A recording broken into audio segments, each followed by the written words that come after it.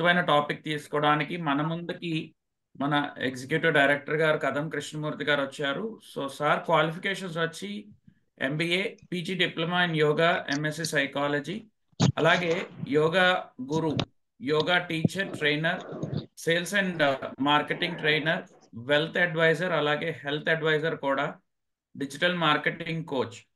So sir వచ్చి founder of Amaravati school of marketing. ఇవే కాకుండా ఇంపాక్ట్ సర్టిఫైడ్ ట్రైనర్, అలాగే certified life skill coach and certified basic NLP practitioner and founder of Manovikasa yoga and life skills అండి. So founder of Manovikasa yoga and walkers club. Sir, we welcome you. The digital dais is yours. Okay అండి, thank you అండి. ఈనాటి in-charges నన్ను చక్కగా పరిచయం చేసిన ప్రవీణ్ గారికి, అదేవిధంగా తేజస్విముడి ఉదకొండ గారికి, మిగిలిన మెంటర్స్ అందరికీ థ్యాంక్స్ చెప్తూ, impact foundation founder Shri Gampa Nageswara గారికి మరీ థ్యాంక్స్ చెప్తూ ఈనాటి సెషన్ మనం స్టార్ట్ చేసుకుందాం. శ్యాంప్రసాద్ గారికి, శివదత్త గారికి అందరికి కూడా థ్యాంక్ యూ చెప్తూ ఈనాటి సెషన్ మనం స్టార్ట్ చేసుకుందాం. అవకాశం ఉన్న వాళ్ళు వీడియోస్ ఆన్ చేసుకోండి. ఒక స్పీకర్ కి తాను ఎవరికి సెషన్ చెప్తున్నారు తెలుసుకోవడం అది అతని మినిమం కర్టసీ. అందరు కూడా మురళీకృష్ణ గారు, రమేష్ గారు, నారాయణ గారు, శ్రీనివాస్ రెడ్డి గారు, ఆంజనేయులు గారు అందరు కూడా వీడియోస్ ఆఫ్ లో ఉన్నారు. మా మెంటర్స్ కనిపిస్తున్నారు. లక్ష్మీకాంత్ రెడ్డి గారు ఆల్రెడీ వారి ట్రైనర్. ఇంకా నేను ఎవరికి చెప్పాలి, ఎవరికి చెప్పబోతున్నాను. ఓకే, మనం మీరు ఏమేమి చేస్తుంటారో చాట్లో పెట్టండి. ఈ టాపిక్ ఎవరికి ఏ విధంగా ఉపయోగపడుతుందో మనం లింకప్ చేస్తూ చెప్దాం. మీరందరూ కూడా చక్కగా చాట్ ఉపయోగించుకోండి. మీరేం చేస్తుంటారు?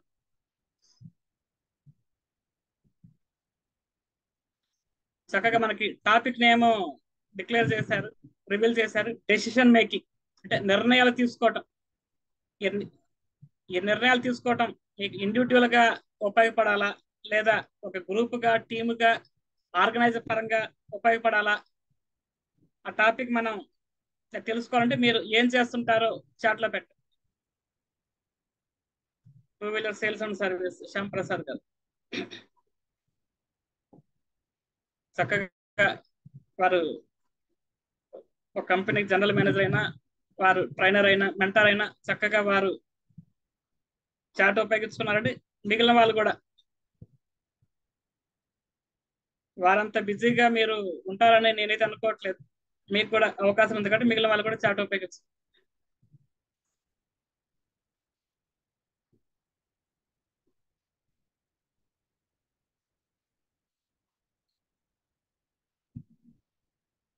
ఏం చేస్తుంటారు మీ నేమ్ ఆటోమేటిక్ గా వచ్చేస్తుంది కాబట్టి మీరేం చేస్తుంటారు కింద మన చాట్లో పెడితే దాని ప్రకారం ఈరోజు సెషన్ ఇండివిజువల్ గా చెప్పాలా, ఆర్గనైజ్ పరంగా చెప్పాలా, ఒక టీమ్ గా చెప్పాలా, ఈ నిర్ణయాలు తీసుకోవటం అనేది మనం ఈరోజు చక్కగా డిస్కస్ చేసుకుందామండి. లక్ష్మీకాంత్ రెడ్డి గారు real estate marketing, land developers, ఇంకా మిగిలిన వాళ్ళు కూడా.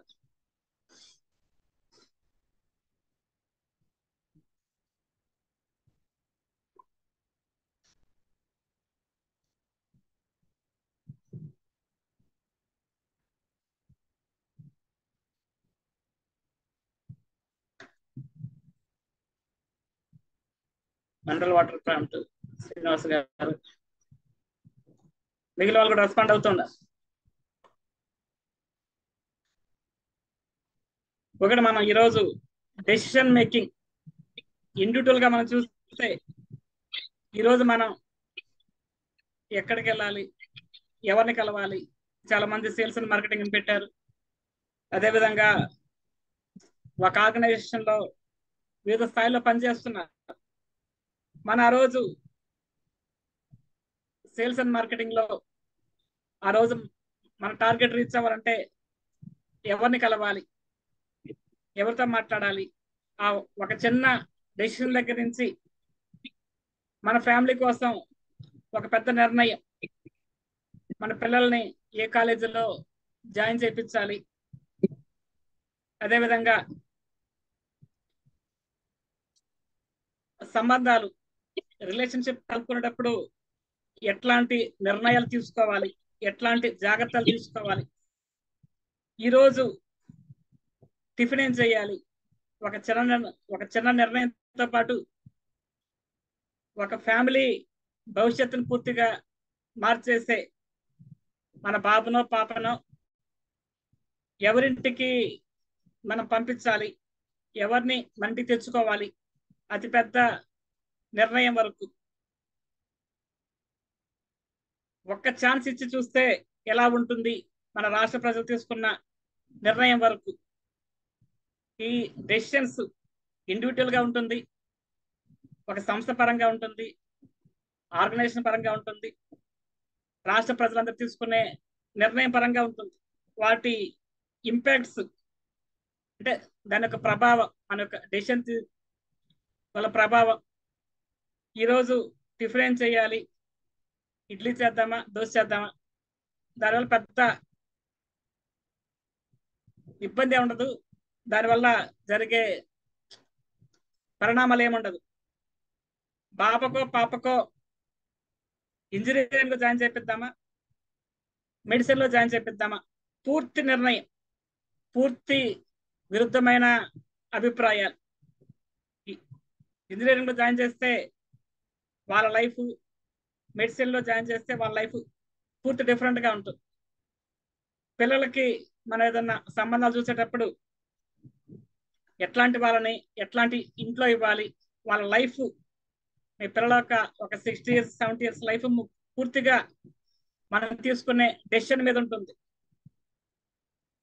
ఒక ఆర్గనైజేషన్ లో, ఒక సంస్థలో హయ్యర్ పొజిషన్ లో ఎవరిని తీసుకోవాలి, ఈ ఆఫీస్ ఎక్కడ పెట్టాలి, ఇట్లాంటి నిర్ణయాలు, ఎవరితో టైఅప్ అవ్వాలి, ఎవరితో కలిసి మనం పనిచేయాలి, ఒక చిన్న నిర్ణయం ఆ సంస్థని పూర్తిగా సక్సెస్ వైపు తీసుకెళ్ళచ్చు, లేదా పూర్తిగా మనకు కనిపించకుండా కూడా చేయనివ్వచ్చు.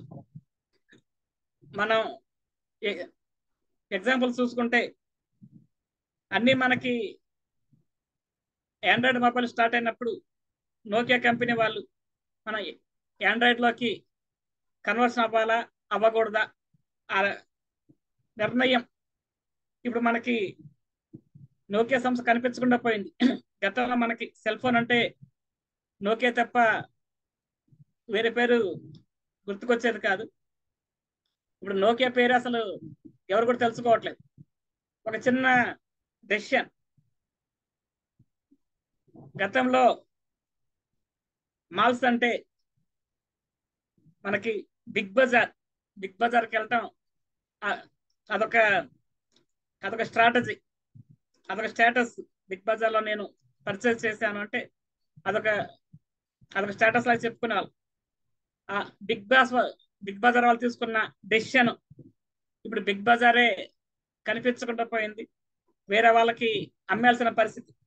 ఒక చిన్న నిర్ణయం ఆ సంస్థను కానీ, ఆ సంఘాన్ని కానీ, ఆ ఆర్గనైజేషన్ కానీ, ఆ ఫ్యామిలీని కానీ ఒక నిర్ణయం, ఒక ఛాన్స్ ఇచ్చి చూద్దామన్న నిర్ణయం ఒక రాష్ట్రాన్ని కానీ పూర్తిగా వాళ్ళ యొక్క భవిష్యత్తును పూర్తిగా మార్చే అవకాశం.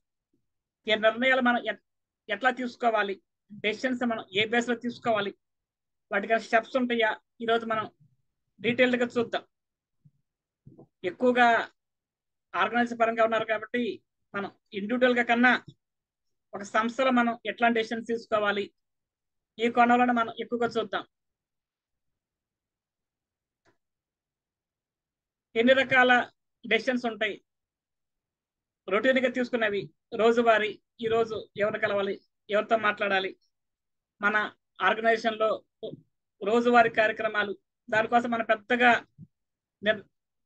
ఆలోచించాల్సిన పని లేదు, రొటీన్ గా జరిగిపోతూ ఉంటాయి. ప్రతిరోజు మనం ఎన్నో నిర్ణయాలు తీసుకుంటా ఉంటాం. ఎవరిని కలవాలి, ఎవరితో మాట్లాడాలి, ఎట్లా మాట్లాడాలి, ఏ కాంట్రాక్ట్ మీద సైన్ చేయాలి, ఎవరితో టైప్ అవ్వాలి, ఇవన్నీ కూడా మనం రెగ్యులర్ గా రొటీన్ గా మనం ప్రతిరోజు చేస్తూ ఉంటాం. రొటీన్గా తీసుకున్న నిర్ణయాలు, స్ట్రాటజిక్ డెసిషన్స్. ఒక నిర్ణయం వల్ల లాంగ్ టర్మ్ లో ఆ కంపెనీ కానీ ఆర్గనైజేషన్ కానీ దాని యొక్క ఇంపాక్ట్ పూర్తిగా మారిపోతుంది. లాంగ్ టర్మ్ లో ఎవరితో టైప్ అవ్వాలి, ఎవరితో కొలాబరేట్ అవ్వాలి, ఒక బ్రాంచ్ ఎక్కడ పెట్టాలి, వీటిలో ఉండాలి.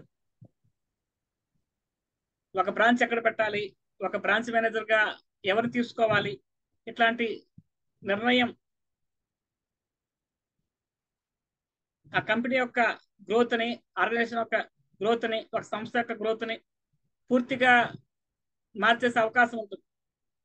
Strategic decisions, long term decisions తీసుకునేటప్పుడు మనం చాలా జాగ్రత్తగా ఆచితూచి కొన్ని స్టెప్స్ పాటిస్తూ లాభాలేంటి, నష్టాలేంటి, ఇదే రకమైన డెసిషన్స్ గతంలో ఎవరైనా తీసుకున్నారా, ఇందులో ఎవరెవరు పార్టిసిపేట్ చేస్తున్నారు, ఎవరెవరు ఇన్వాల్వ్ అవుతున్నారు, ఎవరికి లాభము, ఎవరికి నష్టము, ఫైనాన్షియల్ పరంగా ఏ విధంగా ఉంటుంది అనేది లాంగ్ టర్మ్ గా మన సంస్థకి ఇంపాక్ట్ అవుతుంటే దాని గురించి మరింత ఎక్కువగా ఆలోచించి డెసిషన్ తీసుకోవాలి. ఎక్కువ మందితో ఇన్వాల్వ్ అవుతూ డెసిషన్ తీసుకోవాలి. మూడోది టాక్టికల్ డెసిషన్స్. అంటే కొంత ఇవి లాంగ్ టర్మ్ ఇంపాక్ట్ ఏముండదు, షార్ట్ టర్మ్ గా ఒక 3 months 4 months 6 months ఏదన్నా ఫెస్టివల్ ఏదో రాబోతుంది, ఆఫర్ ఏం పెట్టాలి, ఆ ఫెస్టివల్ మనం ఏ విధంగా క్యాష్ చేసుకోవాలి, ఆ ఫెస్టివల్ ని మనం ఏ విధంగా ఉపయోగించుకోవాలి.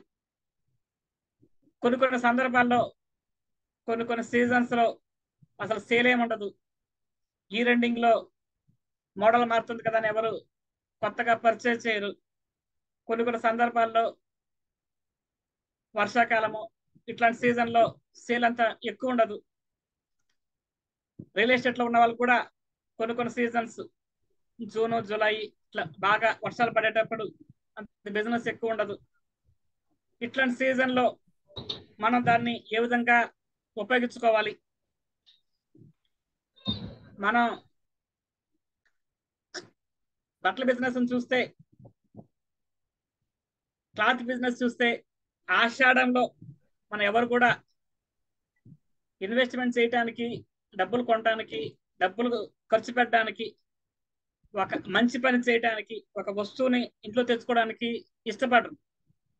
ఒక 5 years బ్యాక్, 10 years బ్యాక్.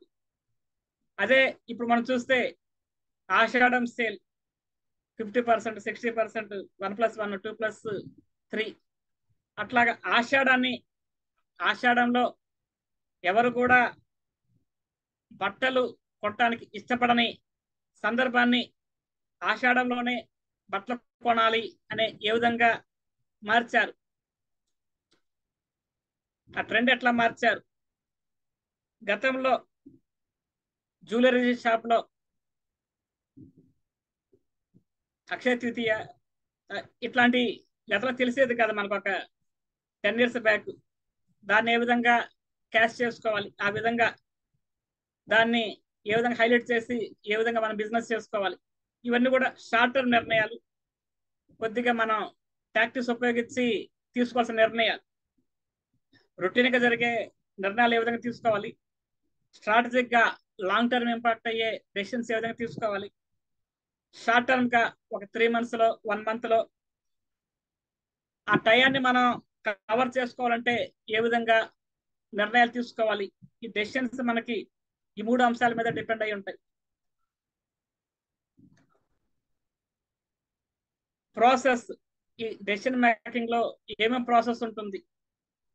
మొట్టమొదట ఆ ఇష్యూ ఏంటి ఐడెంటిఫై చేయటం, దేనికోసం మనం నిర్ణయం తీసుకోవాలి, ఇది రొటీన్ గా జరిగేదా, ఇంట్లో వాళ్ళు మీ మిస్సెస్ మీకు రోజు ఫోన్ చేసి ఈరోజు ఏ కూర ఉండాలి, లంచ్ లో ఏమేమి పంపించాలి, ఇవన్నీ అడగరు.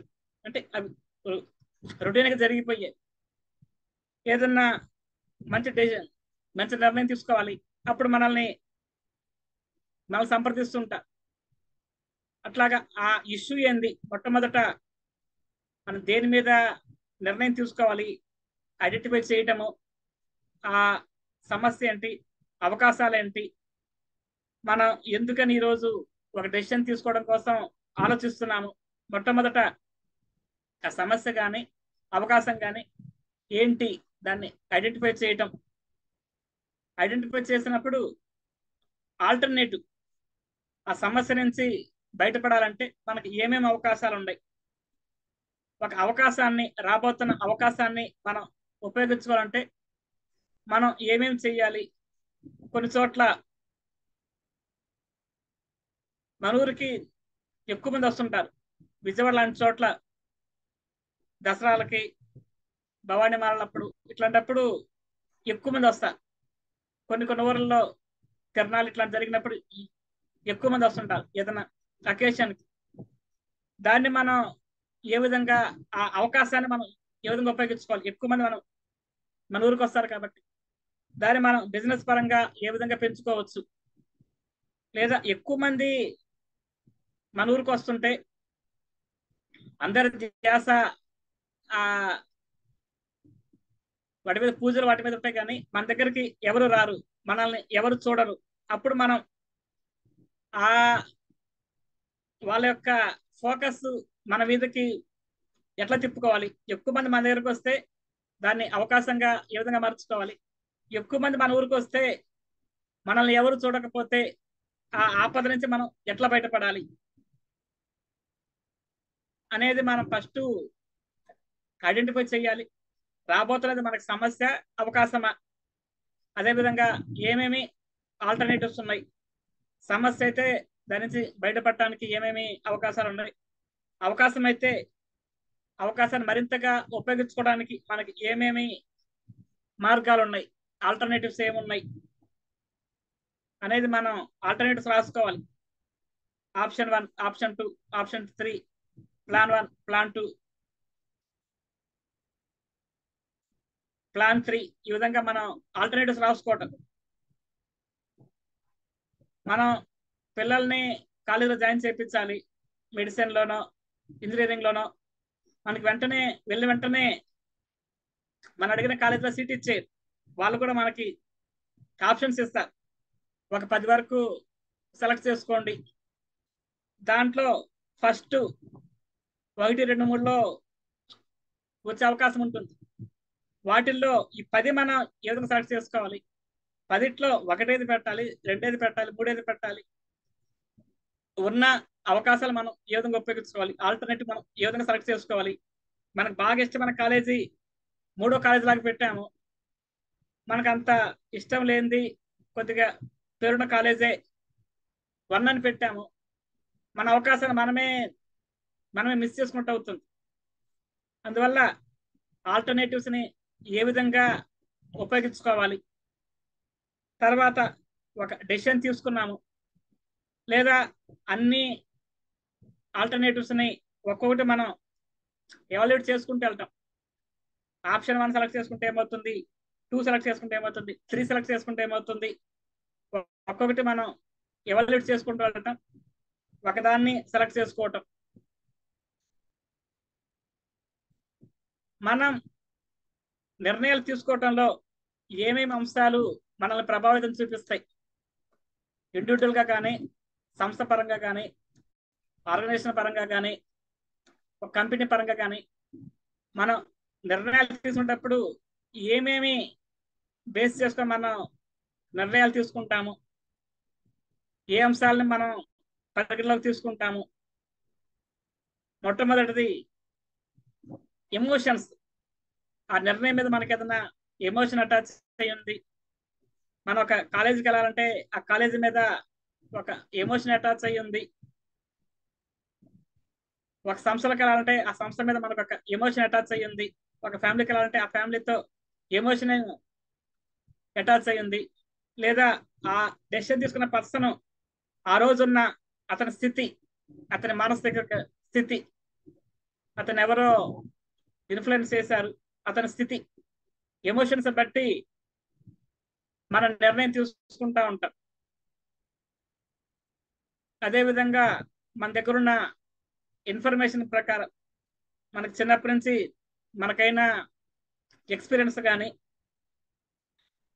ఒక కాలేజీ మీద మనకు ఒక చిన్నప్పటి నుంచి ఒక అభిప్రాయం ఉంటుంది. దాన్ని మనం మార్చుకోలేం. ఆ కాలేజీకి ఎంత మార్కులు ర్యాంకులు వస్తున్నా ఆ కాలేజీ మీద మనకి ఏదైనా బ్యాడ్ ఇమేజ్ ఉంటే అది అలాగా మన మనసులో ఉండిపోతుంది. ఆ చిన్నప్పటి నుంచి వచ్చిన మన మనసులో ఉన్న దాని ప్రకారం మనం నిర్ణయాలు తీసుకుంటాం. అదేవిధంగా సోషల్ ఇన్ఫ్లుయెన్స్. మా ఫ్రెండ్స్ అందరూ అక్కడే జాయిన్ అవుతున్నారు, లేదా మా బాసు ఇదే చెప్పారు, మా వాళ్ళు ఇదే చెప్పారు, లేకపోతే ఎక్కువ మంది అక్కడే జాయిన్ అవుతున్నారు. ఇట్లాగా సోషల్ ఇన్ఫ్లుయెన్స్. మనం ఏదన్నా నిర్ణయం తీసుకోవాలంటే ఒక చిన్న ఎగ్జాంపుల్, ఒక కాలేజీ గురించి, మన పిల్లల కాలేజీ గురించి మనం నిర్ణయం తీసుకోవాలంటే మొట్టమొదట ఎమోషన్స్. ఆ కాలేజీతో మనకున్న ఏదైనా అటాచ్మెంట్ ఉంటే ఆ ఎమోషన్ కోసం నిర్ణయం తీసుకుంటాం. నేను ఆ ఊర్లో చదవాలనుకున్నాను, చదవలేకపోయాను, మా అబ్బాయిని చదివిస్తాను, మా అమ్మాయిని చదివిస్తాను. లేదా ఆ చిన్నప్పటి నుంచి మనకి మనసులో ఆ కాలేజీ మీద ఉన్న అభిప్రాయాలు, లేకపోతే చుట్టుపక్కల వాళ్ళున్న చెప్తున్న ఇన్ఫ్లుయెన్స్. చాలా మంది చెప్తున్నారు ఆ కాలేజీ బాగుందంట, ఆ కాలేజీలో జాయిన్ అయితే గ్యారంటీగా క్యాంపస్ ప్లేస్మెంట్స్ తో బయటకు వస్తారు. ఇన్ఫ్లుయెన్స్ ప్రకారం కూడా మనం నిర్ణయాలు తీసుకుంటూ ఉంటాం.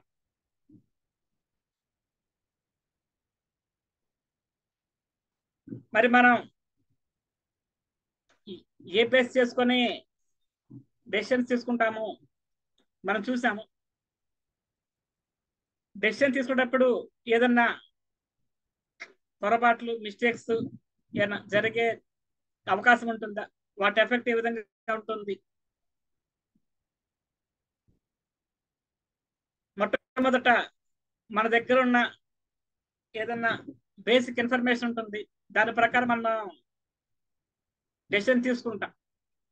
ఒక ఊరిలో మన ఏదన్నా ఒక ఊరికో వేరే వాళ్ళు విజయవాడకు వచ్చారు. విజయవాడకు వస్తే విజయవాడ స్టేషన్ నుంచి బయటకు వస్తారు. వాళ్ళు ఏదన్నా ఆటో వాళ్ళు బాగా ఎక్కువ అమౌంట్ అడిగారు, ఒక 150 అడిగారు. వాళ్ళ తర్వాత ఆ ప్రాంతానికి వెళ్తే చాలా తక్కువ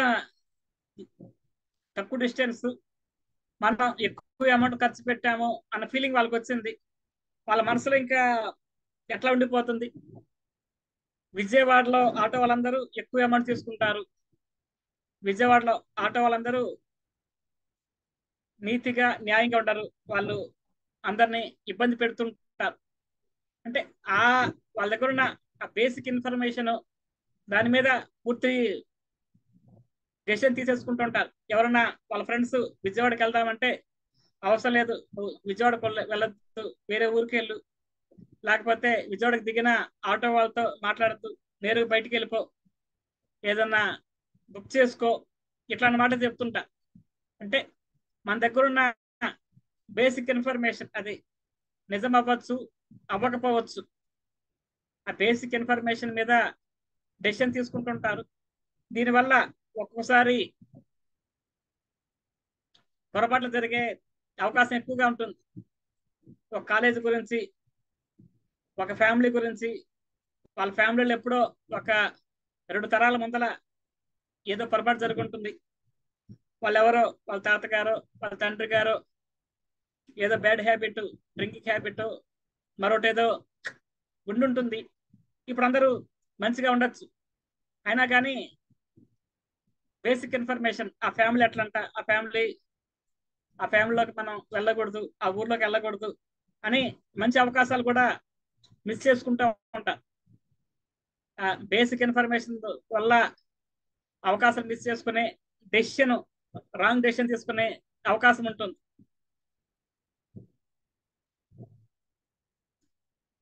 తర్వాత రెండోది కన్ఫర్మేషన్. ఒక 3-4 అడుగుతాము, ఆ ఊరు ఎట్లా ఉంటుంది, వాళ్ళు కూడా వాళ్ళ అభిప్రాయాలు చెప్తారు. అది నిజం అవ్వచ్చు, నిజం కాకుండా కూడా పోవచ్చు. ఒక ఫ్యామిలీ గురించి ఒక ఊర్లో మనం ఎంక్వైరీ చేస్తూ ఒక ముగ్గురిని అడిగాము. ఆ ముగ్గురికి వాళ్ళకి ఏదన్నా విరోధం ఉండొచ్చు, శత్రుత్వం ఉండొచ్చు. వాళ్ళు చెప్పే ఇన్ఫర్మేషన్ రాంగ్ ఇన్ఫర్మేషన్ అవ్వచ్చు. మనం తీసుకున్న డెసిషన్ వాళ్ళు ఇచ్చే ఇన్ఫర్మేషన్ మీద డిపెండ్ అయి ఉంటుంది. మొట్టమొదటిది, మనకున్న ఇన్ఫర్మేషన్ మీద ఒక రాంగ్ డెసిషన్ తీసుకోవచ్చు. రెండోది, మనం అడిగిన వాళ్ళ నమ్మకాలు బేస్ చేసుకొని మనకి ఇన్ఫర్మేషన్ ఇవ్వచ్చు. వాళ్ళ ఇన్ఫర్మేషన్ ప్రకారం మనం ఒక రాంగ్ డెసిషన్ తీసుకోవచ్చు. అదేవిధంగా ఒక గ్రూప్ అందరూ కూడా కలిసి మనల్ని ఇన్ఫ్లుయెన్స్ చేయొచ్చు. ఆ ఇన్ఫ్లుయెన్స్ మంచి జరగచ్చు, చెడు కూడా జరగచ్చు.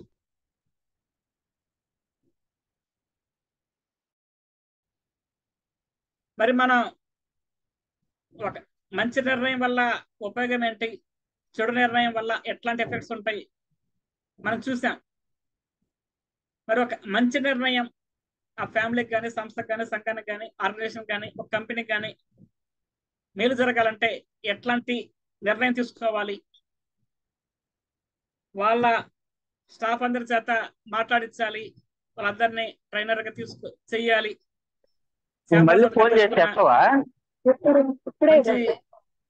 మంచి డెసిషన్. అదేవిధంగా వాళ్ళ సంస్థ వాళ్ళందరికీ మంచి పర్సనల్ డెవలప్మెంట్ ఇవ్వాలి. వాళ్ళందరినీ వాళ్ళ స్కిల్స్, లైఫ్ స్కిల్స్ నేర్పించాలి, అలవాటు చేయించాలి. ఆ శ్యామ్ ప్రసాద్ గారు తీసుకున్న డెసిషన్ అట్లాంటి డెసిషన్. దానివల్ల ఆ సంస్థలో వాళ్ళు గతంలో మాట్లాడిన దానికి తర్వాత మాట్లాడడానికి పూర్తి డిఫరెన్స్ ఉంటుంది. గతంలో వాళ్ళ ముగ్గురు నలుగురు మధ్యలో ఫ్రీగా మాట్లాడచ్చు. వాళ్ళు ఇట్లాంటి కార్యక్రమాలు కంప్లీట్ చేయడం ద్వారా అందరితో బాగా మాట్లాడచ్చు. వాళ్ళ పెర్ఫార్మెన్స్ కూడా ఇంప్రూవ్ అవ్వచ్చు. ఇట్లాంటి life skills, goal setting, problem solving, decision making, time management, ఇట్లాంటి లైఫ్ స్కిల్స్ నేర్పించాము. అది వాళ్ళ వ్యక్తిగత జీవితంలో ఉపయోగించుకోవచ్చు. అది సంస్థకి ఎదుగుదలకి ఉపయోగపడవచ్చు. అంటే మనం తీసుకున్న ఒక నిర్ణయం ఆ సంస్థలోని సభ్యులు ఇండివిజువల్ గ్రోత్ కు ఉపయోగపడుతుంది, సంస్థ గ్రోత్ కు ఉపయోగపడుతుంది, ఆర్గనైజేషన్ గ్రోత్ కు ఉపయోగపడుతుంది. మరి అట్లాంటి నిర్ణయం ఏ విధంగా తీసుకోవాలి? మొట్టమొదట రేషనల్ అనాలిసిస్. మనం ఏం చెప్పినా గబిక్కిన నమ్మేయకుండా వాటి ఫ్యాక్ట్స్ ఏంది, ఫిగర్స్ ఏంటి, ఏమేమి రేషనల్గా ఆలోచించడం, పెన్ను పేపర్ పెట్టుకోవడం. ఎవరైనా నేను చెప్తుంటే కానీ పెద్దలు అంటారు, పెన్ను పేపర్ తీసుకో, రాయి, పాయింట్స్ రాయి అంటుంటారు. మన పెన్ను పేపర్ పెట్టుకుని రాసినప్పుడు ఆప్షన్స్ మన మీద అన్నీ మనకు తెలుస్తుంటాయి. ఆ ఫ్యాక్ట్స్ తెలుస్తాయి, ఫిగర్ తెలుస్తాయి. మళ్ళీ మనం అదే ఎగ్జాంపుల్ మళ్ళీ కాలేజ్ దగ్గరికి వద్దాం. కాలేజ్ దగ్గర మనం ఇందాక ఏమనుకున్నాము, వాళ్ళ పర్సనల్ అభిప్రాయం ప్రకారం ఆ కాలేజీలో జాయిన్ అవ్వాలి లేదా ఫ్రెండ్స్ చెప్పారని, బంధువులు చెప్పారని డెసిషన్ తీసుకుంటాం. ఇప్పుడు మనం రేషనల్ అనాలిసిస్, ఆ ఫ్యాక్ట్స్ రాయటం. ఒక 10 years గా ఆ కాలేజీలో ఎన్ని ర్యాంకులు వస్తున్నాయి, ఎంతమంది పాస్ అవుతున్నారు, ఎంతమంది క్యాంపస్ లో ప్లేస్మెంట్ వస్తుంది, దాని మీద ఏదన్నా ఆ స్టూడెంట్స్ మీద ఏదన్నా రిపోర్ట్స్ ఉన్నాయా, ఏదన్నా మాల్ ప్రాక్టీస్ చేసినట్టుగా కానీ, ఏదన్నా ఆ కాలేజీ మీద ఏదన్నా రిమార్క్ ఉందా, ఆ ఫ్యాక్ట్స్ ఫిగర్స్ రాసుకోవటం. ఒక ఫ్యామిలీ గురించి ఫ్యాక్ట్స్ ఫిగర్స్ రాసుకోవటం. వాళ్ళ నాన్నగారు ఆదాయం ఎంత, అమ్మగారు ఆదాయం ఎంత, మొత్తం వాళ్ళ ఇంటి ఆదాయం ఎంత. ఒక సంస్థలో ఏదన్నా డెసిషన్ తీసుకోవాలి, సేల్స్ పెరగాలంటే డెసిషన్ తీసుకోవాలి, ఆ ఫ్యాక్ట్స్ ఫిగర్స్ ఇవన్నీ కూడా రాసుకోవటం. లాజిక్ ఉపయోగించి రేషనల్ గా ఆలోచించటం, దాని మీద కొంత వర్కౌట్ చేయటం, అందరినీ ఇన్వాల్వ్ చేయటం, గ్రూప్ మీటింగ్స్, అదే డిపార్ట్మెంట్ స్థాయిలో మీటింగ్స్, సేల్స్ వాళ్ళతో ఒకసారి, ప్రొడక్షన్ వాళ్ళతో ఒకసారి, ఆపరేషన్ వాళ్ళతో ఒకసారి, సర్వీస్ వాళ్ళతో ఒకసారి, అందరిని కలిపి ఒకసారి. అందరితో మాట్లాడి ఆ ఫ్యాక్ట్స్ ఏంటి, ఫిగర్స్ ఏంటి ఎనాలిసిస్ చేస్తూ డేటా మీ దగ్గర ఇంకా డేటా ఉందా, లాస్ట్ మంత్ ఎంత అమ్మారు, ఇప్పుడు ఎంత అమ్మారు, బయట కంపెనీలు ఏమేమి ఆఫర్స్ ఇస్తున్నాయి, ఇదే మోడల్ దీనికి దగ్గరగా ఉన్న మోడల్ బయట కంపెనీ యొక్క రేట్ ఎంత ఉంది, ప్రైస్ ఎంత ఉంది, వాళ్ళ సేల్స్ ఎంత ఉంది, మన సేల్స్ ఎంత ఉంది, రేషనల్ గా ఆలోచించాలి. అదేవిధంగా డెసిషన్ ట్రీస్ అంటాం, అంటే దాని ఒక గ్రాఫ్ లాగా వేయటం, పవర్ పాయింట్ ప్రెజెంటేషన్ తో చెప్పడము, గ్రాఫ్స్ వేయటము, వాటిని మనం అప్స్ వస్తే అప్ చూపించడము, డౌన్ వస్తే డౌన్ చూపించడం, ఈ డెసిషన్ తీసుకుంటే ఇవి రావచ్చు, ఇక్కడ సేల్స్ పెరగచ్చు, ఇక్కడ తగ్గచ్చు, ఇక్కడ స్టాఫ్ ఇబ్బంది పడవచ్చు, ఇక్కడ స్టాఫ్ ఈ డెసిషన్ వల్ల వాళ్ళు కొంత సంతోషంగా ఫీల్ అయ్యి సేల్స్ పెరిగే అవకాశం ఉంది. ఒక గ్రాఫిక్ గా చార్ట్ రూపంలో, పవర్ పాయింట్ రూపంలో మనం చెప్తుండాలి. సీక్వెన్స్ 1 ఏంటి, 2 ఏంటి, 3 ఏంటి, ఏ స్టెప్స్ ద్వారా మనం డెసిషన్ తీసుకుంటే దాని యొక్క ఇంపాక్ట్ ఏమవుతుంది, పాజిటివ్ ఇంపాక్ట్ ఏంది, నెగిటివ్ ఇంపాక్ట్ ఏంది, ఇవన్నీ కూడా ఒక స్టెప్స్ రూపంలో, సీక్వెన్స్ రూపంలో, డయాగ్రామ్ రూపంలో మనం రాసుకున్నప్పుడు తప్పకుండా మంచి డెసిషన్ మనం తీసుకోవచ్చు. అదేవిధంగా ప్రాబబిలిటీ ఏం చేస్తే ఏమవుతుంది, ఏ డెసిషన్ వల్ల ఏం జరుగుతుంది, సేల్స్ పెరగాలంటే మనం ఏదైనా ఆఫర్ ఇచ్చాము, లేకపోతే డిస్కౌంట్ ఇచ్చాము, సర్వీస్ ఫ్రీ అన్నాము, లేకపోతే ఇంజనీర్ ఫ్రీగా మారుస్తా ఉన్నాము, దానివల్ల ఎంతమంది కొత్త వాళ్ళ మన దగ్గరికి రావచ్చు, ఏం జరగచ్చు. రియల్ ఎస్టేట్ లో మనం అసోసియేట్స్ ని ఎంకరేజ్ చేయడానికి కొంతమంది బొరంజాలు పెడుతుంటారు. 6 ప్లాట్స్ చెప్తే అమ్మితే మిమ్మల్ని గోవా తీసుకెళ్తాము, 10 ప్లాట్స్ అయితే థాయిలాండ్ తీసుకెళ్తాము. ఈ బొనాంజా వల్ల మనకి ₹1,00,000 లాభం వచ్చింది, వాళ్ళని మనం థాయిలాండ్ తీసుకెళ్ళటం వల్ల 1,50,000 ఖర్చు అయింది, వాళ్ళ వల్ల మనకు వచ్చిన లాభం 1,00,000, మనం ఖర్చు పెట్టింది 1,50,000. ఆ డెసిషన్ వల్ల మనకి ఏదన్నా ఉపయోగం ఉంటుందా, ఇవన్నీ కూడా మనం ఆలోచించడం. ప్రాబబిలిటీ, ఒక బొనాంజా అనౌన్స్ చేస్తే ఎంత సేల్స్ పెరగచ్చు, అందరూ ఆ బొనాంజా ఉపయోగించుకుంటే మనకెంత ఖర్చు అవుతుంది, సంస్థకి ఎంత ఖర్చు అవుతుంది, ఇదంతా కూడా ఆ లాభ నష్టాలు గ్రాఫిక్ రూపంలో, ప్రెజెంటేషన్ రూపంలో, స్టెప్స్ రూపంలో మనం తీసుకున్నప్పుడు తప్పకుండా మంచి నిర్ణయం తీసుకుంటాం. చాలా మంది ఎమోషనల్ గా నిర్ణయం తీసుకుంటారు. రేపటి నుంచి మీకు ఇంక్రిమెంట్ ఇచ్చేస్తాను పోంటారు, లేకపోతే వాళ్ళు ఏదో చిన్న పొరపాటు చేశారని రేపటి నుంచి ఆఫీస్కి రావద్దంటారు. దానివల్ల తర్వాత నుంచి మరుసటి రోజు నుంచి బాధపడుతుంటారు, అరే వాళ్ళ అనవసరంగా ఆఫీస్కి రావద్దన్నామే, అనవసరంగా అనిపించేసామే, కాసేపు మాట్లాడుంటే బాగుండేది, లేదా వాళ్ళైనా రిక్వెస్ట్ చేసి పొరపాటు అయిందని వాళ్ళైనా సారీ చెప్పచ్చు కదా, ఇట్లా మనం తర్వాత బాధపడుతుంటాం. ఎమోషన్ మీద డెసిషన్ తీసుకోకుండా ఈ ప్రాబబిలిటీ వాళ్ళు ఉంచితే ఏమవుతుంది, తీసేస్తే ఏమవుతుంది, ఈ ప్రాబబిలిటీ మనం చెక్ చేసుకున్నప్పుడు గ్యారంటీగా మంచి డెసిషన్ తీసుకుంటాం.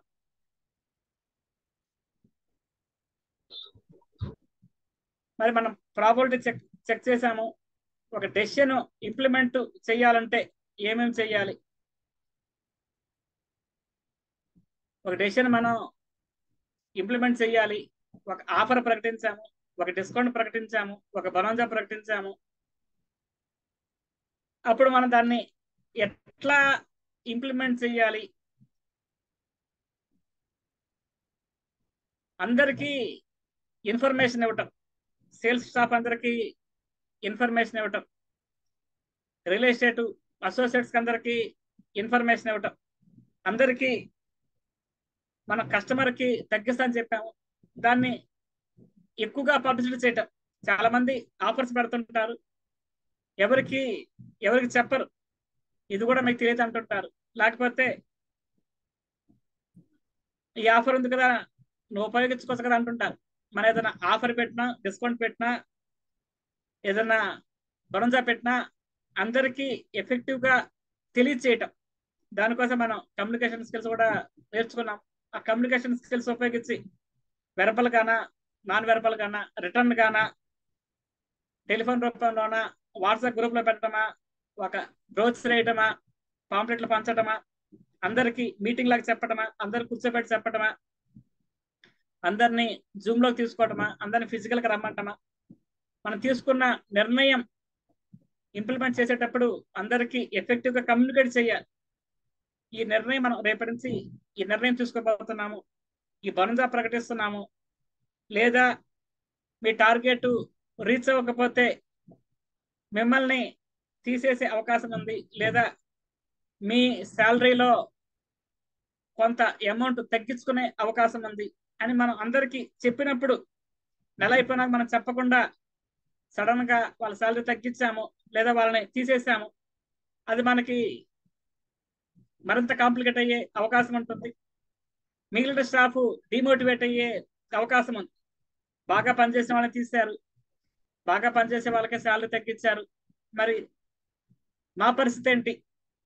అదే మన డెసిషన్ మనం అందరికి చక్కగా కమ్యూనికేట్ చేసాము, నెక్స్ట్ మంత్ మీరు సేల్స్ పెంచితే మీకు ఇంక్రీజ్ ఎంత ఉంటుంది, మీ శాలరీ అప్రిషియేషన్ ఎంత ఉంటుంది, ఇంక్రిమెంట్ ఎంత ఉంటుంది అని మనం చెప్పడం. ఇన్ కేసు మీ ద్వారా సేల్స్ రాలేదు, సేల్స్ తగ్గింది, మన ఆఫర్స్ ఇచ్చినా, డిస్కౌంట్స్ ఇచ్చినా, బెనిఫిట్స్ ఇచ్చినా, కస్టమర్ సర్వీస్ ఇస్తున్నా మన సేల్ తగ్గింది, అది మీలో ఏదో లోపం ఉంటుంది. మీరు కస్టమర్తో సరిగా మాట్లాడకపోవడం, కస్టమర్ కన్విన్స్ చేయకపోవడం మీలో లోపం ఉండుంటుంది. మీ ద్వారా సేల్స్ తగ్గితే మనం మీ శాలరీలో తగ్గించడం కానీ, లేదా ఒక 3 months కంటిన్యూస్ గా సేల్స్ తగ్గితే మిమ్మల్ని తీసేసే అవకాశం ఉంది. కానీ మనం ఎఫెక్టివ్ గా కమ్యూనికేట్ చేసినప్పుడు, ఆ డెసిషన్ తీసుకున్నప్పుడు తప్పకుండా మనం ఒక మంచి నిర్ణయం తీసుకోగలుగుతాం. అదేవిధంగా రిసోర్సెస్, మనకున్న అవకాశాలని అందరికీ అందించడం, అందరినీ ఉపయోగించుకోవటం, మన దగ్గర ఉన్న ఇన్ఫర్మేషన్ అందరికి అందించడం, అందరినీ ఆ డెసిషన్ లో పార్ట్ అయ్యేలాగా చేయటము, అందరికీ ఇచ్చేయటము, అందరినీ ఇన్వాల్వ్ చేయటం, మనకన్నా వనరులు అందరికీ అందించటము, అందరినీ ఇన్వాల్వ్ చేయటము, అందరూ మన డెసిషన్ కి సపోర్ట్ చేసేలాగా చూడటం. ప్రోగ్రెస్, మనం ఒక డెసిషన్ తీసుకున్నాము, సేల్స్ ఇంప్రూవ్మెంట్ కోసం డెసిషన్ తీసుకున్నాము, లేదా ఒక డిసిప్లిన్ కోసం ఒక డెసిషన్ తీసుకున్నాము, మన ఫ్యామిలీ కోసం తీసుకున్నాము, సంస్థ కోసం తీసుకున్నాము, సంఘం కోసం తీసుకున్నాము, ఆర్గనైజేషన్ కోసం తీసుకున్నాము. ఆ ప్రోగ్రెస్ ఎప్పటికప్పుడు చెక్ చేసుకోవటం. మన ఒక ట్రైనింగ్ క్యాంపు, మన స్టాఫ్ కి ఒక మోటివేషన్ క్లాసు, ఒక ట్రైనింగ్ క్లాసు కండక్ట్ చేశాము. దాని తర్వాత లేటుగా వస్తే పరిణామాలు ఏంటి, లేటుగా రాకూడదు, కరెక్ట్ గా టైంకి వస్తే ఏంటి, ఒక మంచి క్లాస్ చెప్పించాము. ఆ క్లాస్ తర్వాత కూడా ఇంకా లేటుగా వస్తున్నారా, అది మనం ఆ ప్రోగ్రెస్ మనం చెక్ చేయటం. ఒక వారం 10 రోజులు, నెల రోజులు కంటిన్యూస్ గా అందరూ టయానికి వచ్చినప్పుడు మనం ఒక క్లాస్ చెప్పిస్తే మంచిదని తీసుకున్న మన నిర్ణయం మంచిదైనట్టు. లేదు, ఒక అద్భుతమైన సెషన్ చెప్పారు, అద్భుతమైన క్లాస్ చెప్పారు, రెండో రోజు మళ్ళీ అందరు లేటుగా వచ్చారు, ఎవరిలో ఏ చిన్న మార్పు జరగలేదు, వాళ్ళ యాటిట్యూడ్ లో చేంజ్ రాలేదు, వాళ్ళ బిహేవియర్ లో చేంజ్ రాలేదు, అదేవిధంగా వాళ్ళ పెర్ఫార్మెన్స్ లో చేంజ్ రాలేదు, అప్పుడు మనం ఒక క్లాస్ చెప్పిస్తే మంచిదన్న డెసిషన్ తప్పు డెసిషన్ లాగా. అంటే మనం ప్రోగ్రెస్, మనం తీసుకున్న డెసిషన్ వల్ల ఏమేమి ప్రోగ్రెస్ వస్తుంది, మన ఇచ్చిన ఆఫర్స్ వల్ల ప్రోగ్రెస్ ఏమొస్తుంది, మన ఇప్పిస్తున్న క్లాస్ వల్ల ఏం ప్రోగ్రెస్ వస్తుంది, ఎప్పటికప్పుడు మనం చెక్ చేసుకుంటూ ఉండాలి. రిఫ్లెక్ట్, దాని తాలూకా మనం తీసుకున్న డెసిషన్ తాలూకా రిఫ్లెక్ట్ ఏమవుతుంది, అది పాజిటివ్ వస్తుందా, నెగిటివ్ వస్తుందా, స్టెప్ వైజ్ గా రావటము, దాని తాలూకా రిఫ్లెక్ట్ ఏంటో మనం చెక్ చేసుకోవాలి. కంటిన్యూస్ గా లెర్నింగ్. ఒక డెసిషన్ మనం తీసుకున్నాము, అది సక్సెస్ అయింది, దాని ద్వారా మనం ఏం నేర్చుకోవాలి. ఒక డెసిషన్ మనం తీసుకున్నాము, సంస్థ పరంగా, ఆర్గనైజేషన్ పరంగా, ఇండివిజువల్ గా ఒక డెసిషన్ తీసుకున్నాము, అది ఫెయిల్యూర్ అయింది, దాని ద్వారా మనం ఏం నేర్చుకున్నాము. మన డెసిషన్స్ సక్సెస్ అయినా ఫెయిల్యూర్ అయినా మనం ఒక లెసన్ నేర్చుకోవాలి. కంటిన్యూస్ గా ప్రతిరోజు కొత్త విషయం నేర్చుకుంటూ ఉండాలి. ఈ నిర్ణయం ఈ విధంగా తీసుకోవడం వల్ల మన సేల్స్ పెరిగింది కాబట్టి దీన్ని మరింత డెవలప్ చేయాలి. ఈ ఆఫరు ఈ టైంలో ప్రకటించడం వల్ల ఇది అన్సీజన్ ఎవరు ఉపయోగించుకోలేదు కాబట్టి ఆఫర్ ప్రకటించేటప్పుడు కూడా ఆ సీజన్ మనం చూసుకోవాలి. జనాల దగ్గర డబ్బులుండే టైం మనం చూసుకోవాలి. ఎప్పుడు జనాలు ఖర్చు పెడతారు అది మనం చూసుకుంటా ఉండాలి. జూన్, జూలై ఇట్లాంటి టైంలో ఎక్కువగా పిల్లల ఎడ్యుకేషన్ మీద వీటి మీద ఖర్చు పెడుతుంటారు. ఆ టైంలో మనం కొన్ని వాటికి బిజినెస్ ఉండదు. మే నెల ఇట్లాంటప్పుడు మ్యారేజెస్, వీటికి ఈ బట్టలు ఇట్లాంటి, క్లాత్ ఇట్లాంటి, జ్యువెలరీ ఎక్కువ కొంటుంటారు. ఏ సీజన్ లో ఏవి అవకాశం ఉంటుంది, వాటిని మనం వాటి ద్వారా కొత్త విషయాలు నేర్చుకోవటం. ఆ సీజన్ లో ఏదమ్మాలి, ఏదమ్మకూడదు, ఎట్లాంటి డెసిషన్ తీసుకోవాలి. అదేవిధంగా కొలాబరేట్ అవటం, అందరితో కలవటం. మన డెసిషన్ లో మన ఇండివిజువల్ డెసిషన్, ఇండిపెండెంట్ డెసిషన్ కాకుండా అందరినీ ఇన్వాల్వ్ చేసుకుంటూ, సంస్థలో అంతమంది ఉంటే అందరు కూర్చోబెట్టి మాట్లాడటం. ఈ నిర్ణయం ఎట్లా ఉంటుంది, మీ అభిప్రాయం చెప్పండి, మీరు కూడా మాట్లాడండి అని వాళ్ళ చేత రిపీటెడ్ గా మాట్లాడించటం, వాళ్ళని ఇన్వాల్వ్ చేయటం. అప్పుడు దానివల్ల ఆ డెసిషన్ అందరూ కలిసి తీసుకున్నారు కాబట్టి దాని యొక్క ఇంప్లిమెంటేషన్ పాత్ర వాళ్ళు తీసుకుంటారు. అదేవిధంగా దాని సక్సెస్ లో వాళ్ళు కూడా పార్ట్ అవుతారు. మనం కొలాబరేట్ గా డెసిషన్ తీసుకోలేదు, ఎవరిని సంప్రదించలేదు, ఎవరితో డిస్కస్ చేయలేదు, ఆ డెసిషన్ మనకి ఫెయిల్ అయ్యే అవకాశం ఉంటుంది. మనం ఇప్పటి వరకు డెసిషన్ మేకింగ్ గురించి ఏ బేస్ మీద డెసిషన్ తీసుకుంటాము, ఏ విధంగా ఇంప్లిమెంట్ చేయాలి చూసాము. ఇవన్నీ ఒక స్టెప్స్ రూపంలో ఇప్పటివరకు చెప్పిన దాన్ని ఒక రకంగా రివిజన్ లాగా మన ఒక ఏదైనా ఇండివిజువల్ గా కానీ, సంస్థ పరంగా కానీ, ఆర్గనైజేషన్ పరంగా కానీ, కంపెనీ పరంగా కానీ, ఒక షోరూమ్ పరంగా కానీ ఎట్లాంటి డెసిషన్ తీసుకోవాలి, ఆ స్టెప్స్ ఏంటి ఒకసారి చూద్దాం. మొట్టమొదట ఆబ్జెక్టివ్, ఎండ్ రిజల్ట్. ఈ డెసిషన్ తీసుకోవడం వల్ల ఎందుకని మనం దాని గురించి ఆలోచిస్తున్నాము, ఏం రిజల్ట్ మనకు వస్తుంది, ఏం మనం ఎక్స్పెక్ట్ చేస్తున్నాము, సేల్స్ ఇంక్రీజ్ ఎక్స్పెక్ట్ చేస్తున్నామా, లేకపోతే బిజినెస్ ఇంక్రీజ్ ఎక్స్పెక్ట్ చేస్తున్నామా. ఈ డెసిషన్ వల్ల మన ఎండ్ రిజల్ట్ ఏంది, ఆబ్జెక్టివ్ ఏంది, మన గోల్ ఏంది, దేనికోసం ఈ డెసిషన్ తీసుకుంటున్నాము, అది మనం క్లియర్ గా అనుకోవాలి, రాసుకోవాలి. డెసిషన్ తీసుకోవడంలో మొట్టమొదటిది ఈ గోల్ ఏంటి. ఈ డెసిషన్ తీసుకోవడం వల్ల, ఈ కాలేజీలో జాయిన్ అవ్వటం వల్ల, ఈ సంబంధం చేసుకోవటం వల్ల వీళ్ళకి ఈ నిర్ణయం తీసుకోవడం వల్ల నాకు వచ్చే బెనిఫిట్ ఏంది, మెయిన్ ఆబ్జెక్టివ్ ఏంది, గోల్ ఏంటి, అది అనుకోవాలి. మనం గోల్ అనుకున్నాము, ఈ డెసిషన్ తీసుకోవడం వల్ల నాకు సేల్స్ పెరుగుతుంది, నాకు రియల్ ఎస్టేట్ లో బిజినెస్ పెరుగుతుంది, ఎక్కువ ప్లాట్లు సేల్ అవుతాయి అనుకున్నాము. దానికి సంబంధించిన ఇన్ఫర్మేషన్, రెలవెంట్ ఇన్ఫర్మేషన్ మనం కలెక్ట్ చేసుకోవాలి. కాలేజీలు ఎక్కడెక్కడ ఉంటాయి, కాలేజీ గురించి, కాలేజీలు ఎక్కడెక్కడ ఉంటాయి, సేల్స్ గురించి, సేల్స్ పెంచాలంటే ఏమేం చేయాలి, ఇవన్నీ కూడా రెలవెంట్ ఇన్ఫర్మేషన్. అదేవిధంగా అప్డేట్ ఇన్ఫర్మేషన్, దానికి సంబంధించిన ప్రతి ఒక్క ఇన్ఫర్మేషన్, ఫ్యాక్ట్స్, ఫిగర్స్ మనం కలెక్ట్ చేసుకోవాలి. మొట్టమొదట ఆ గోల్ ఏంటి అనుకోవాలి, దానికి సంబంధించిన ఇన్ఫర్మేషన్ మొత్తం మనం కలెక్ట్ చేసుకోవాలి. ఇన్ఫర్మేషన్ కలెక్ట్ చేసుకున్నాక అప్పుడు మనం ఆల్టర్నేటివ్ రాసుకోవాలి. ఒక డెసిషన్ తీసుకోకుండా పిల్లల్ని హైదరాబాద్లో జాయిన్ చేస్తే ఏమవుతుంది, బెంగళూరులో జాయిన్ చేపిస్తే ఏమవుతుంది, విజయవాడలో జాయిన్ చేపిస్తే ఏమవుతుంది, గుంటూరులో జాయిన్ చేపిస్తే ఏమవుతుంది. మనం సేల్స్ పెంచాలి, రియల్ ఎస్టేట్లో సేల్స్ పెంచాలి. మాన్యువల్గా ట్రెడిషనల్ మార్కెటింగ్లో వెళ్తే ఏమవుతుంది, డోర్ టు డోర్ వెళ్తే ఏమవుతుంది, డిజిటల్ మార్కెటింగ్లో వెళ్తే ఏమవుతుంది, లేదా స్టాఫ్ని ఎంప్లాయీస్ని పెట్టేసుకుంటే ఏమవుతుంది.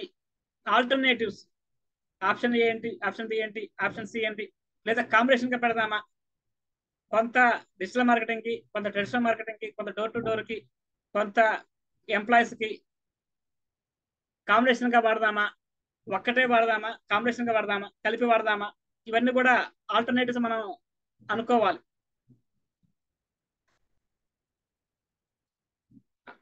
ఆల్టర్నేటివ్స్ అనుకున్నాక ఆల్టర్నేటివ్ 1 డిజిటల్ మార్కెటింగ్ వెళ్ళాలి. దానివల్ల లాభాలు ఏంటి, నష్టాలు ఏంటి, డిజిటల్ మార్కెటింగ్ ద్వారా మనకి లీడ్స్ వస్తాయి, నెంబర్స్ వస్తాయి. ఆ నెంబర్స్ని కన్వర్ట్ చేసుకోవడం ఎట్లాగా, మన దగ్గర దానికి సంబంధించిన మంచి టెలికాలర్స్ ఉన్నారా, బాగా మాట్లాడే వాళ్ళు ఉన్నారా, లేదా మంచి లీడ్ వచ్చింది, ఆ లీడ్ వాళ్ళు ఎక్కడి నుంచో, మహబూబ్ నగర్ నుంచో ఎక్కడి నుంచో దూరం నుంచో ఫోన్ చేశారు, మీరు మాకు సైట్ విజిట్ చూపిస్తేనే మేము కొంటామన్నారు. అక్కడి నుంచి మన ట్రావెలింగ్ పెట్టుకుంటే మనకు వర్కౌట్ అవుతుందా లేదా, వాళ్ళు అక్కడి నుంచి ఇక్కడ దాకా ట్రావెలింగ్ పెట్టుకుని వచ్చినాక ఇది మాకు నచ్చలేదంటే ఆ ట్రావెలింగ్ ఎక్స్పెండిచర్ ఏమవ్వాలి. లేదా మనం పూర్తి ట్రెడిషనల్గా వెళ్తే పాంప్లెట్లు పంచడాలు, రేడియో యాడ్స్, టీవీ యాడ్స్, ట్రెడిషనల్గా వెళ్తే చూసేవాళ్ళు ఉన్నారా, ఇవన్నీ కూడా మనం ఆల్టర్నేటివ్ మనం లాభం ఏంటి, నష్టం ఏంటి, దీనికి డబ్బులు ఎంత ఖర్చు అవుతుంది, దానికి డబ్బులు ఎంత ఖర్చు అవుతుంది. డిజిటల్ మార్కెటింగ్ ఎవరో ఎక్స్పర్ట్ వచ్చారు, 1,50,000 అవుతుంది, ఖర్చు అవుతుంది అన్నారు. ఆ 1,50,000 మనం ట్రెడిషనల్గా వాడుకుంటే ఎన్ని పాంప్లెట్లు పంచవచ్చు, ఎంతమంది ఎగ్జిక్యూటివ్ని పెట్టుకోవచ్చు, ఎన్ని చోట్ల మన యాడ్ డిస్ప్లే అవుతుంది.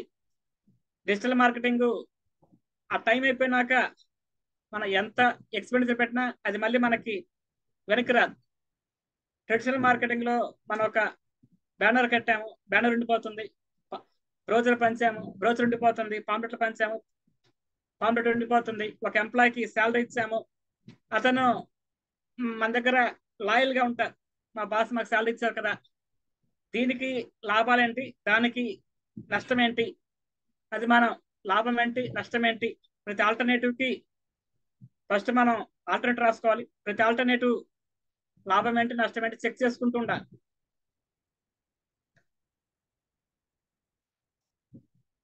డెసిషన్ మేకింగ్ టూల్స్ ఉంటాయి, అంటే స్వాట్ అనాలిసిస్, దాని యొక్క స్ట్రెంత్ ఏంటి, వీక్నెస్ ఏంటి, ఆపర్చునిటీ ఏంటి, థ్రెట్ ఏంటి, కాస్ట్ ఏంటి, ఈ డెసిషన్కి ఎంత డబ్బులు ఖర్చు అవుతున్నాయి, దీనికి ఎంత డబ్బులు ఖర్చు అవుతున్నాయి, కాస్ట్ బెనిఫిట్ అనాలిసిస్. అదేవిధంగా ఇందా మనం చెప్పుకున్నాం డెసిషన్ ట్రీస్ అని, అంటే అదొక ఫ్లో చార్ట్ లాగా, ఫస్ట్ స్టెప్ అయింది, సెకండ్ స్టెప్ అయింది, థర్డ్ స్టెప్ అయింది, డయాగ్రామ్స్, ఫ్యాక్ట్స్, ఫిగర్స్ ద్వారా వేసే అవకాశము. అదేవిధంగా ఆల్టర్నేటివ్ చెక్ చేసుకోవటము. ఇప్పుడు మనకి యాప్స్ వచ్చేసాయి, మనం ఏదన్నా బైక్ కొనాలి, ఏదన్నా టీవీ కొనాలి, ఏదన్నా మొబైల్ కొనాలి, ఒక నాలుగు మోడల్స్ మీకు ఐడియా ఉంది. ఒక మొబైల్ మీరు ఒక 20,000లో కొనాలి, 4 మొబైల్స్ మీరు సెలెక్ట్ చేసుకున్నారు, ఒప్పోలో ఒకటి, వివోలో ఒకటి, శాంసంగ్లో ఒకటి, ఎంఐలో ఒకటి సెలెక్ట్ చేసుకున్నారు. ఆ 4 మనం ఎంటర్ చేస్తే వాటి మీద డీటెయిల్డ్గా దీనివల్ల ఏంటి డీటెయిల్డ్ అనాలిసిస్ చేస్తే యాప్స్, వెబ్సైట్స్ వచ్చేసాయి. అట్లాంటి టెక్నిక్స్ ఉపయోగించుకోవచ్చు. అదేవిధంగా ఇతరుల ద్వారా ఇన్పుట్స్ తీసుకోవటం, మీరేమనుకుంటున్నారు, మీ దగ్గర ఏం ఇన్ఫర్మేషన్ ఉంది మాకు అందించండి అని అందరినీ ఇన్వాల్వ్ చేస్తూ వాళ్ళ దగ్గర ఉన్న డేటా మనం తీసుకోవటం.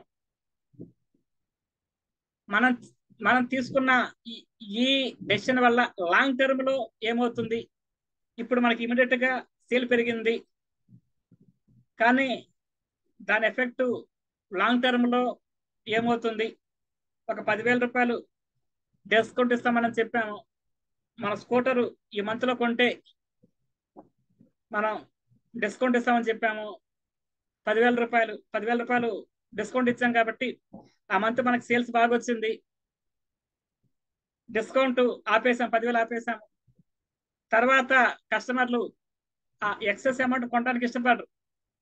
నిన్న వరకు ₹1,00,000 బండి 90,000కి ఇచ్చారు, నాకు మళ్ళీ 90,000కి ఇస్తాను కొంటాను. మా ఫ్రెండ్ అదే కొన్నారు, మా బంధువులు అదే కొన్నారు, మా కొలీగ్స్ అదే కొన్నారు. నేను 1,00,000 అయితే మీ దగ్గర కొన్నాం, 90,000 అయితే ఫోన్ చేయండి. ఫర్దర్గా ఆ ఆఫర్ తర్వాత మన సేల్స్ తగ్గిపోతుంది. ఎక్కువగా జరిగేది ఇదే. బట్టల షాపుల్లో 1+1, 1+2 పెడతారు. ఆ టైంకి బిజినెస్ అవుతుంది. ఆఫర్ అయిపోయిన మరుసటి రోజు మనం వెళ్ళి చూస్తే షాప్ ఖాళీగా కనిపించదు. అట్లీస్ట్ ఒక 10 days అయినా ఆ షాప్ ఖాళీగా కనిపిస్తుంటుంది. దాని ఎఫెక్ట్ ఏంటి, లాంగ్ టర్మ్ లో దాని ఇంపాక్ట్ ఏ విధంగా ఉంటుంది అది మనం చెక్ చేసుకోవాలి. అదేవిధంగా మన ఏదన్నా ఒక డెసిషన్ తీసుకుంటే దాన్ని మనం ఏం జరిగి ఉండొచ్చు నమ్మటము, మన ఎమోషన్స్ ని మేనేజ్ చేసుకోవటం. ఇందాక చెప్పాం, చాలా మంది ఎమోషన్ లో డెసిషన్ తీసుకుంటా ఉంటారు. నేను ఇది చేస్తాను, అది చేస్తాను. ఇప్పుడు వినాయక చవితి దగ్గర వేలం పాటలు కూడా ఎక్కువగా ఎమోషన్ మీద నడుస్తుంటాయి. వాళ్ళు ఎవరో లడ్డు ₹1,00,000 అన్నారంటే వీళ్ళు ఎమోషన్ లో 1,50,000 అంటారు. ఆ 1,50,000 కట్టే అవకాశం వీళ్ళకి ఉండొచ్చు, ఉండకపోవచ్చు. ఎమోషన్ లో మనం డెసిషన్ తీసుకోకూడదు. మన ఎమోషన్స్ ని మనం డెసిషన్ తీసుకున్నప్పుడు మేనేజ్ చేసుకోవాలి. చాలా మంది పల్లెటూరులో వాళ్ళు గెలుస్తారు, మా ఎకరం రాసిస్తాను, ఇది రాసిస్తాను, అది రాసిస్తానని, మా ఇల్లు రాసిస్తానని ఎమోషన్ లో అంటుంటూ చాలా మంది రాసిన సందర్భాలు కూడా ఉంటాయి. ఇవి ఎక్కువ మన పల్లెటూరులో కనిపిస్తూ ఉంటాయి. ఆ డెసిషన్స్ ఎమోషన్ మీద తీసుకోకూడదు, ఫ్లెక్సిబుల్ గా ఉండాలి. మనం ఒక డెసిషన్ తీసుకున్నాక అవసరమైతే అటు ఇటుగా మార్చుకోవడానికి, మళ్ళీ వేరే వాళ్ళ సీనియర్స్ సలహాలు తీసుకోవడానికి మనం కొంత ఫ్లెక్సిబుల్ గా ఉండాలి. ఒక్కసారి నేను కమిట్ అయితే నా మాట నేనే విన్నాను కాకుండా అవసరమైతే మన కమిట్మెంట్ మార్చుకోవడానికి, యాడ్ చేసుకోవడానికి, వేరే వాళ్ళ సలహా తీసుకోవడానికి కూడా మనం కొంత ఫ్లెక్సిబుల్ గా ఉండాలి. మనం ఒక డెసిషన్ తీసుకున్నాము, అది నష్టమైంది, సక్సెస్ అయింది, దాని నుంచి మనం పాఠాలు నేర్చుకుంటూ ఉండాలి, యాక్షన్ లోకి దిగాలి. ఒక డెసిషన్ తీసుకున్నాక అది మనం ఇంప్లిమెంట్ చేయటం. మనం చిన్నపిల్లలను, స్కూల్ పిల్లల్ని అడిగితే 10th క్లాస్ అప్పుడు చక్కగా టైం టేబుల్ రాసుకుంటారు. నేను టైం టేబుల్ రాసుకుంటే నేను ఫస్ట్ క్లాస్ వస్తుంది, టైం టేబుల్ రాసుకుంటారు. మనం రియల్ ఎస్టేట్ అసోసియేషన్ అడిగితే నీ బిజినెస్ ఎట్లా చేయాలంటే రోజు 10 మందితో మాట్లాడాలి, వాళ్ళ షెడ్యూల్ చెప్తారు, డెసిషన్ తీసుకుంటారు. నేను రోజు 10 మందితో మాట్లాడాలని. ఆ అసోసియేట్స్ డైరీ మూసేసి మంచ కింద పెట్టి పడుకుంటూ పోతారు, ఇంప్లిమెంట్ చేయరు. స్టూడెంట్స్ టైం టేబుల్ రాస్తారు, ఇంప్లిమెంట్ చేయరు. మనం ఒక డెసిషన్ తీసుకున్నాక యాక్షన్లోకి దిగాలి, ఇంప్లిమెంట్ చేయాలి. ఎవాల్యుయేట్ చేసుకోవటం, మనం ఒక డెసిషన్ తీసుకున్నాము, దాని యొక్క లాభం ఏంటి, నష్టం ఏంటి, ఎవాల్యుయేట్ చేసుకోవటం, కొత్త విషయాలు నేర్చుకోవటం, అడాప్ట్ చేసుకుంటూ ఉండడం, నేర్చుకున్న దాన్ని మనం అడాప్ట్ చేసుకుంటూ ఉండడం. ఈ విధంగా చేస్తే మనం వ్యక్తిగతంగా కానీ, సంస్థ పరంగా కానీ, ఆర్గనైజేషన్ పరంగా కానీ ఒక మంచి నిర్ణయం తీసుకునే అవకాశం ఉంటుంది. మనం తీసుకున్న నిర్ణయం పొరపాటు అవ్వకుండా, చాలా మంది అంటుంటారు, ఇంకా పాత విషయాలు చెప్తా ఉంటారు. నేను 10th క్లాసు ఆ ఊర్లో చదువుకుంటే, మా నాన్నగారు ఈ ఊర్లో ఉండుంటే, నేను ఆ బిజినెస్ పెట్టుంటే, నేను ఈ సంబంధం చేసుకుంటుంటే, ఎక్కువగా ఆడవాళ్ళు అంటూ ఉంటారు, నేను ఆ సంబంధం చేసుకుంటే బాగుండేది. ఇట్లాగా అయిపోయినాక బాధపడకుండా ఆ సంబంధం చేసుకునే ముందలే మీ మిస్సెస్ గారు నేను చేసుకోవాలా, వేరే వాళ్ళు చేసుకోవాలా, వాళ్ళు ముందే డెసిషన్ తీసుకుంటే ఆ మాట మళ్ళీ రిపీటెడ్ గా అనే అవకాశం ఉండదు. అట్లాంటి అవకాశం మీరు కూడా మీ ఇళ్లలో అవకాశం కల్పించద్దు. మీరందరూ మంచి మంచి డెసిషన్ తీసుకోవాలని నాకు ఈ అవకాశం ఇచ్చిన తేజస్వి గారికి, ప్రవీణ్ గారికి, శ్యాంప్రసాద్ గారికి, వాళ్ళ టీంని ఈ టీపీడీలో జాయిన్ చేయించిన శ్యాంప్రసాద్ గారికి, కార్తిక డెవలపర్స్ ఏడుకొండల గారికి థ్యాంక్స్ చెప్తూ నా సెషన్ క్లోజ్ చేస్తాను. Thank you friends. Thank you sir. Thank you very much. Thank you sir. Thank you very much. Summarise చేసిన తర్వాత మీకు దీని మీద డెసిషన్ మేకింగ్ లో ఏదైతే డౌట్స్ ఉన్నాయో వాటన్నిటిని కూడా అందరూ అడగచ్చు. డెసిషన్ మేకింగ్ అంటే నిర్ణయాలు తీసుకోవడానికి మీరేం చేస్తుంటారు, మీరేం చేస్తున్న వాటిని మీరు ఎలా నిర్ణయం తీసుకుంటారు? ఇండివిజువల్ డెసిషన్స్ తీసుకుంటారా, లేకపోతే ఆర్గనైజేషనల్ పరంగా తీసుకోవాలా, టీం పరంగా తీసుకోవాలా, ఎలా తీసుకోవాలి అనే విషయాన్ని కూలంకషంగా చెప్తూ సంస్థ తీసుకునే నిర్ణయాలు అంటే మనం తీసుకునే నిర్ణయాల వల్ల మన భవిష్యత్తు మారిపోతుంది. కాబట్టి ఎందుకంటే ఈ సంస్థ కొన్ని నిర్ణయాలు ఏదైతే నోకియా కానీ బిగ్ బజార్ కానీ తీసుకుందో ఉదాహరణ సహితంగా వాళ్ళు తీసుకుని అడాప్ట్ చేసుకునే విధానం సక్రమంగా లేకపోవడం మూలంగా వాళ్ళు ఎంత నష్టపోయింది. కాబట్టి డెసిషన్ అనేది వీలైనంత మంచి నిర్ణయం తీసుకోవాలి అని చెప్తూ దీనికి దీనికి ఎన్ని రకాల టైప్స్ ఉన్నాయి, ఆ టైప్స్ వాటిని ఎలా ఫాలో అవ్వాలి, ఏ ప్రాసెస్ అవ్వాలి చేయాలి.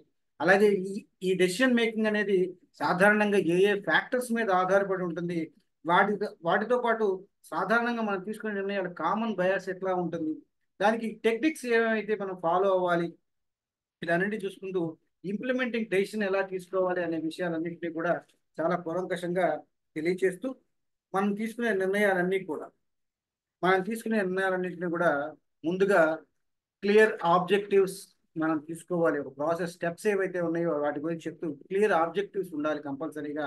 ఆ క్లియర్ ఆబ్జెక్టివ్ సంబంధించిన ఇన్ఫర్మేషన్ అన్నింటినీ కూడా రెలవెంట్ ఇన్ఫర్మేషన్ ని మనం గ్యాదర్ చేసుకోవాలని, అలాగే గ్యాదర్ చేసుకున్న తర్వాత కన్సిడర్ ఆల్టర్నేటివ్స్ దానికి సంబంధించి ఇంకేమేమి ఉన్నాయో వాటన్నింటినీ కూడా మనం ఆల్టర్నేటివ్స్ పరిగణలోకి తీసుకుంటూ ఎవాల్యుయేట్ ప్రోస్ అండ్ కాన్స్, ఏవైతే మనకి కావాల్సిన దానికి నష్టాలు ఏంటి లాభాలు ఏంటి అనే విషయాలన్నింటినీ కూడా ఎవాల్యుయేట్ చేసుకుని యూజ్ డెసిషన్ మేకింగ్ టూల్స్ ను కూడా మనం ఉపయోగించుకుంటూ సీక్ ఇన్పుట్ ఫ్రమ్ అదర్స్, అలాగే ఎదుటివారి దగ్గర నుంచి ఏ ఇన్ఫర్మేషన్ తీసుకోవాలో ఆ ఇన్ఫర్మేషన్ మన సంస్థ యొక్క ఇన్ఫర్మేషన్ కానీ లేదా దాని యొక్క ఇన్ఫర్మేషన్ కూడా వాళ్ళ దగ్గర నుంచి తీసుకుంటూ కన్సిడర్ లాంగ్ టర్మ్ ఇంప్లికేషన్స్, ఎక్కువగా లాంగ్ టర్మ్ ఇంప్లికేషన్స్ ఏవైతే ఉన్నాయో వాటినన్నింటిని కూడా పరిగణలోకి తీసుకుంటూ ట్రస్ట్ యువర్ ఇంట్యూషన్, ఏదైతే మనం వాటిని నమ్మకంగా పనిచేస్తూ మన ఎమోషన్స్కి అనుగుణంగా కాకుండా ఎమోషన్స్ని మేనేజ్ చేసుకుంటూ బీ ఫ్లెక్సిబుల్ అంటే అనుకూలంగా దేనికి తగ్గట్టుగా ప్రవర్తిస్తూ లెర్న్ ఫ్రమ్ పాస్ట్ డెసిషన్స్, ఏవైతే మనం పాస్ట్ డెసిషన్ తీసుకున్నామో వాటి తప్పుల నుంచి మనం నేర్చుకుంటూ ముందుకెళ్తూ ఒక టేక్ యాక్షన్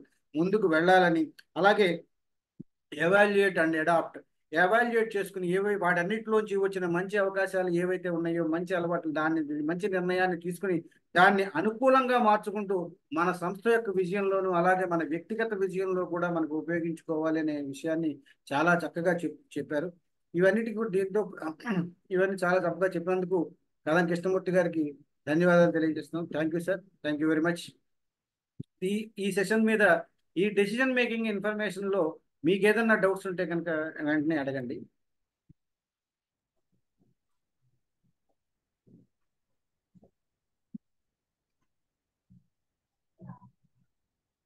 మీకు డౌట్ ఉంటే అడగచ్చు అండి, లేదా చాట్లోనే పెట్టచ్చు.